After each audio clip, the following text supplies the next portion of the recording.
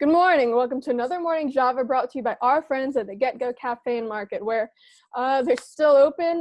Really convenient right now doing curbside delivery. You just order on the Giant Eagle app. You pull up, you call them, and then they bring it out to your car. It's great.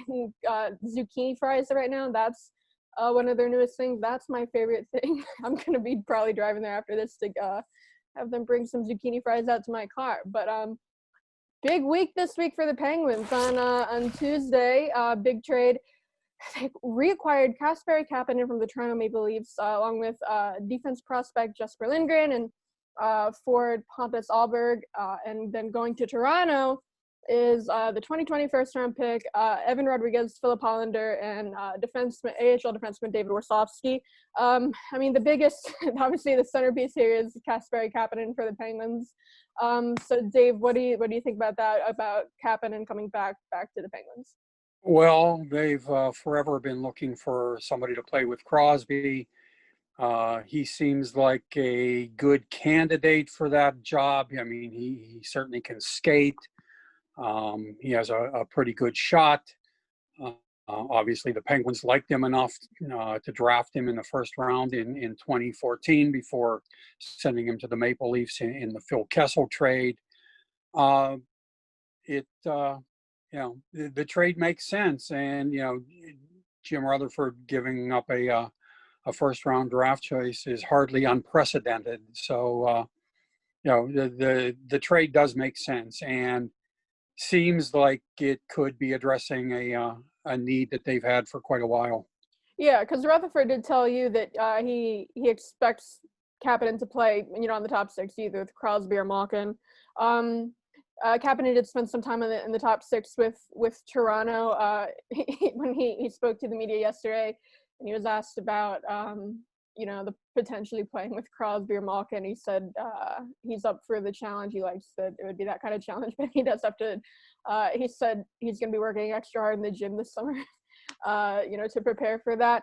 But yeah, they took him before, so obviously they liked him before. But since then he has really, really grown, because when they took him in 2014 in the first round, he really was an offensive minded guy, and he has really grown his two-way game in the past 6 years. He's been killing penalties for Toronto the last 3 years. They had a really good penalty kill this year, and he was a big part of that top unit, and he did play like second power play too. So it seems like they're getting a really versatile guy. Well, yeah, and he's not good enough offensively to be one-dimensional and have an impact in this league. So far in his career, he's peaked at 20 goals in a season. Now, I think, assuming he fills a top six role, which if he doesn't, this trade will be a monumental bust for the Penguins. I think they should be counting on him to produce at least 25 and quite possibly closer to 30 to justify, what they gave up for him. But he does seem to have the tools that he's capable of doing that, especially if he makes a commitment, if he recognizes the burden that's being placed upon him here and responds well to it. The challenge is there, and if he can live up to their expectations for him, he should do pretty well. Yeah, I'm sure they'll try different line combinations in camp, and that's a while away. But right now, where would you pencil him in the lines? Would you put him with Crosby or Malkin, or what would the top six look like for you? Well, I would put him with Gensel and Crosby to begin with. Basically, he would have to play his way out of that job. If he would do that, Brian Rust would be the logical replacement, and you would just switch him from Malkin's line up to Crosby's, drop Kapanen down to Malkin's line. But I really think that you'll see Kapanen get an extended audition on that top line with Crosby and Gensel. All right, Dave, I know a lot of Penguins fans were maybe iffy about the trade, didn't like the trade because they moved out the 2020 first-round pick. They already don't have a 2021 first-round pick because of the Zucker trade. And then they traded Philip Hollander, which, before Legre and Poulin came along, was really, one of their top forward prospects. And you talked to Rutherford. It's clear the strategy is they're selling the future to win now. What did Rutherford tell you about that? Yeah, I mean, he's never made a secret of that. That ownership has given him a win now mandate. As long as the Penguins have Crosby and Malkin as the centerpieces of the franchise, the idea is to do everything possible to win Stanley Cups now. If anything, I'm a little more troubled by losing Hollander in that trade than I am the number one pick, just because a number one pick at 15th overall seems like a fair price to give up for a winger who's only 24 years old, who still has what should be his best years ahead of him, and has had time to develop uh, overall, and certainly to develop the defensive side of his game. That's okay, but given the paucity of forward prospects and really any at all positions, good prospects in the organization, I hate to see them lose Hollander, just because I thought that a couple of years down the road, he's a guy who could fill a role on this team. It might have been a third line role. I don't know that he's quite good enough to crack the top six on a good team. Whether the Penguins will qualify as a good team by the time he would have gotten here is very much up in the air. But, they did pay a price, but it fits in very much with the philosophy that Rutherford's been operating under basically since he got here, that the idea is to try to, put together the best possible team for the coming or current season, and worry about the future when it gets here. Yeah, I mean, I pretty much agree with everything you said. Hollander, I think he does have an NHL future. I don't, not in the immediate future. I mean, he is going to stay in Sweden for the next year. I figured he'd come over, the following season, and even then, probably start in the AHL. The first round pick, whoever they pick, I mean, they probably wouldn't even go pro for 2 years, maybe longer if they get a college guy. And so I think, in the long run, that first round pick and Hollander, together might be greater assets than, Kapanen, but that's also pretty far off. And when they would be coming in, it would be, closer to the end of that window with Crosby and Malkin. So I don't have any problem with moving out Hollander in the first round pick. I think maybe they could have gotten a little bit more, given that Hollander was also included. I was surprised to see that much going out and just, really only Kapanen coming in. But I mean, this window with Crosby and Malkin, they're not getting any younger. You got to milk this era for all that you can. I mean, the Penguins are going to be a pretty bad team when the core is gone. So I know people, don't like seeing all these first round picks and prospects going out, but I mean, it doesn't make it, once the core is gone, does it really make a difference if they're, just barely making the playoffs versus being like a bottom feeder lottery team?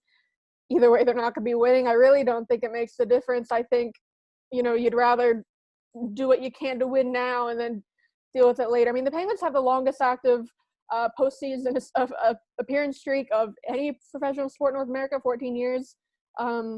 It's very abnormal. It's going to end soon.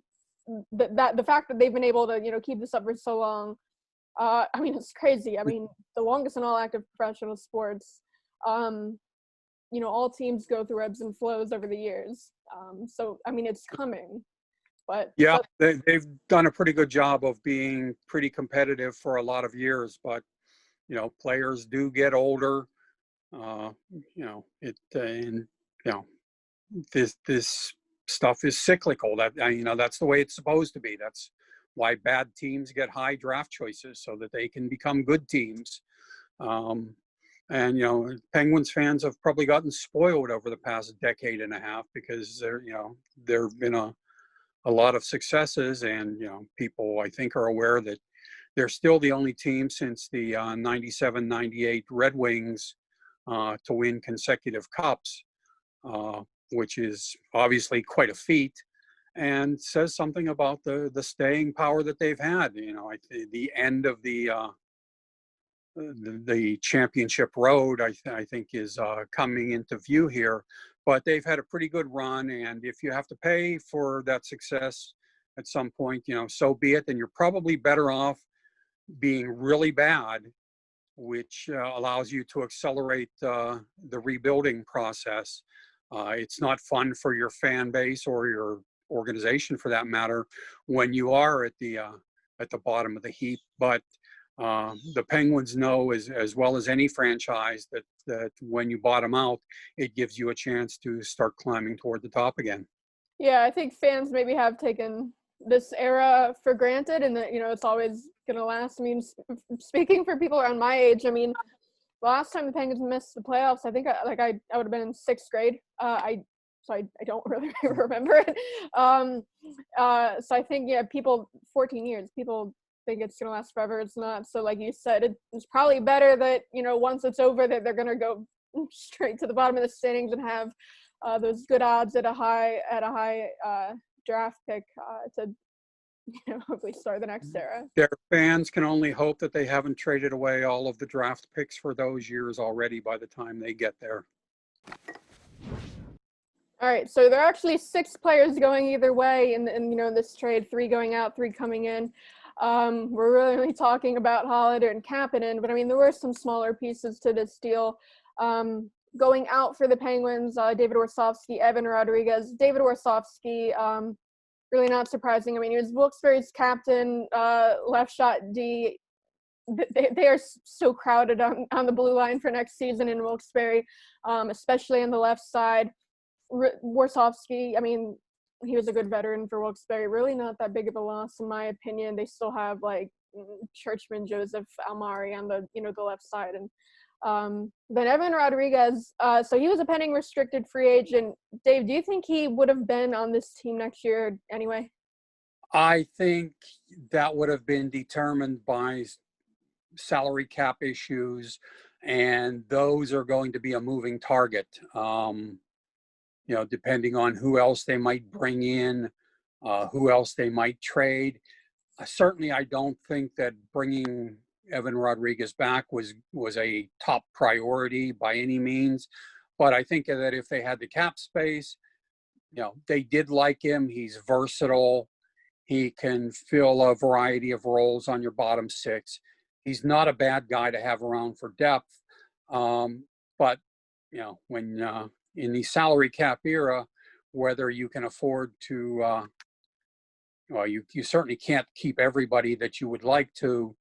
And he's a guy that if their 2021 season, assuming it ever happens, doesn't pan out, I don't think that the absence of Evan Rodriguez will be cited as a primary cause for that. Yeah, I mean, he could play center and both wings pretty comfortably, which, I mean, that would have been nice to have around. And I mean, they had very few right shot centermen who can take those right-handed draws. So I mean, that would have been nice, but at the same time, he's not going to be like a deal breaker. I don't think I think when people ask me about which restricted free agents I thought would come back, I think he was one I was iffy on, but maybe leaning towards keeping. But then if you look at the guys like who could step into that bottom 6 kind of role, like I don't know, Lafferty, Angelo, they could still keep McCann. I think they'll be fine. Yeah, that's he's he, as you say, he's not a deal breaker. I suspect that when Kyle Dubas mentioned to Rutherford that he would like to have Evan Rodriguez included in the trade, Rutherford probably didn't slam the phone and say, don't ever talk to me again. It's, he's a fine complementary piece. There was absolutely no downside to having him here after they brought him in the Dominic Cahoon trade. But, if the Kapanen deal doesn't work out for the Penguins, it won't be because they miss Evan Rodriguez. Yeah, so then the Penguins did get 2 other pieces in that deal, Jesper Lindgren and Pontus Ahlberg. Pontus Ahlberg, another pending restricted free agent, and he's one that, even if they qualify, will not be here next year because he is under contract with tractor of the KHL for next year's. And I know you spoke with Rutherford about Pontus and what they might do with him. Yeah, I mean, he simply said they have to make a decision on whether to offer him or extend him a qualifying offer so that they would retain his rights.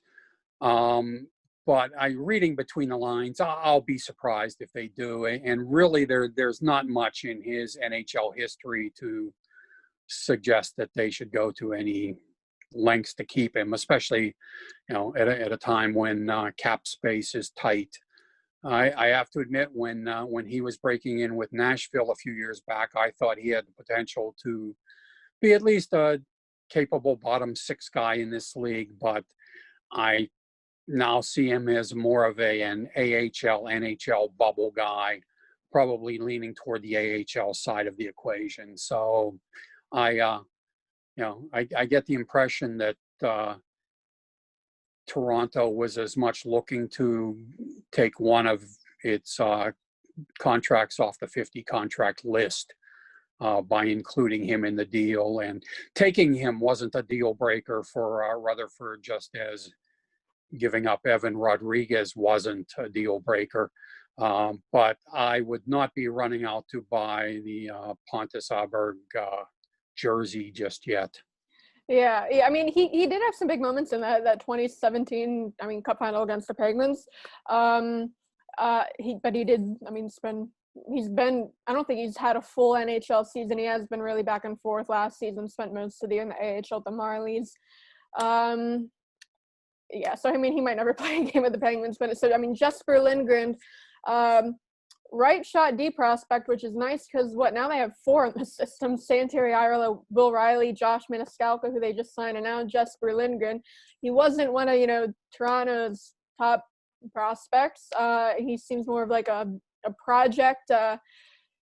He is pretty skinny. I think Rutherford, that's what he pointed to, that what he needs to get stronger. Yeah, his game does seem to have progressed some over the past few years. I don't think you'll see him in Pittsburgh anytime soon, but it's not out of the question that he could play here at someday, especially given the dearth of right-handed defensemen in the organization. Simply by holding the stick that way and playing that position, you move into a decent spot on the depth chart, whether you can actually tie your own skates or not. So, he'll be worth keeping an eye on in that regard. If he continues to develop and can get bigger, because certainly in the NHL, you want your defenseman to have a little bit of meat on the bones, because they're going to have to deal with some pretty big forwards every now and then. He could turn out to be somebody worth adding. As you say, he was not one of the can't miss prospects in Toronto's organization, but could, it's not out of the question that he could be developed into an NHLer at some point. Yeah, he's listed, I think, 6'1", 176, and I think, I think it was like 2 years ago he was 161, so he has put on 15 pounds in the last couple of years. So I mean, he is slowly getting stronger. He only played, I want to say, 31 games with the Marlies last season. He didn't get sent down to the ECHL in Newfoundland. He was a healthy scratch in Toronto a bit. I know he did miss some time with injury too. Not much of a point producer. I think he was maybe more so in like Sweden and Finland when he was over there. But from what I've read about him, smooth skater, not the fastest guy, but a good passer, good puck moving guy. He is currently under contract with Modo Hockey in Sweden. That's where he started. He started with Modo when they were in the SHL. They've since been relegated to Allsvenskan, the second-tier league. So he's not playing in the top Swedish men's league right now. He's playing in the second league, which I don't know. Maybe it'll be good for him to get. I'm assuming he'll be able to take on a bigger role there. And that's just for the time being, because when camps start in November, he is allowed to come over for camp, and he could stay. He could be sent back to Sweden if that's what they want to do. They would have the option of sending him to Wilkes-Barre if they wanted to. They could make a determination after seeing him in camp where they think his development would be best served, whether it would be in Sweden or in the American League. But yeah, they would at least have the option with him. Yeah, and I mean this time in the second with Moto in the second tier league will be good because I mean when he only played 31 games for Toronto last season, and when he was playing he was in a third line role, not getting a ton of minutes. But yeah, but like I said, playing in the second tier league, he should be able to get a lot of playing time, which will give him a nice head start heading into the season. I do think it's interesting that this is now the fourth prospect they have that was part of the Finnish championship team in 2019. I mean, they started out only having Nicholas Salmari with HBK on that team, and then that summer they signed Emil Larmi, and then they drafted Valtteri Puustinen, and now they have Jesper Lindgren, who was on that team because after Moto got relegated, he did go to he moved to Finland to play with HBK. So, I mean, so they were probably scouting Lindgren back then because I mean they were watching HBK a fair bit because I mean they had Larmi and then drafted a guy from there, signed another guy there. So I mean they've probably been I guess at least a little familiar with his game for a while, which is nice. But I think it's cool that they're just reassembling that HBK championship team. But yeah, I mean, and that's the point of having scouting staffs. I mean, those guys go to games, year round. They don't just go and watch games. Everybody makes a big deal out of where the scouts are, 2 weeks before the trade deadline. Those guys go to games all over the world all year long because you never know when some guy might become available in a trade. You want to know what you'd be getting. You want to know what would be worth giving up to get him.